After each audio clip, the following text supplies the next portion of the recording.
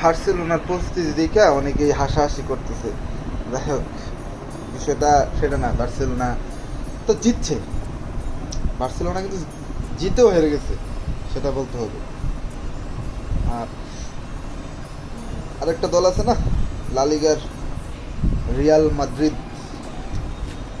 Real মাদ্রিদের পরিস্থিতি তো আমার কাছে মনে হয় আরও বেশি খারাপ হবে।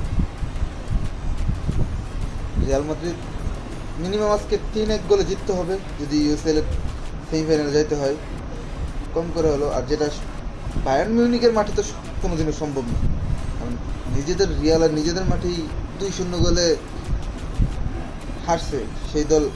কেমনে ভাই, কেমনে সম্ভব? মনে করেন কেমনে মনে হয় আপনার যে 3-1 গোলে বায়ার্নের মাঠে গিয়ে জিতে যাবে?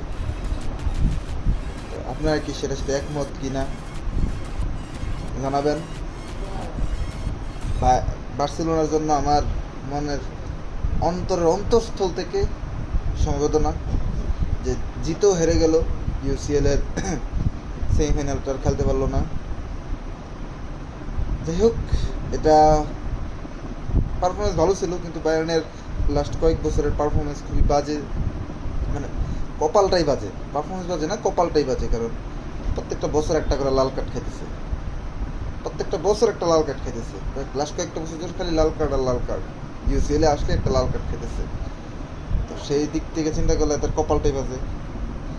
আর এটা বলার কারণটা হইলো যে রিয়াল মাদ্রিদের কিছু ফ্যান আছে যারা বার্সেলোনাকে পচানোর জন্য গিয়ে সেটা তারা বিভিন্ন রকম ট্রল ভিডিও বানাইতেছে। তারা ভাবতেছে না যে তাদের যে আজকে যে ম্যাচটা হবে বায়ার্নের সাথে, সেই ম্যাচটাতে ওরা কি করবে। বায়ার্নের সাথে ম্যাচটাতে ওরা কি করবে? বায়ার্নের সাথে তো কোনোভাবে জেতার সম্ভাবনা আমি দেখতেছি না।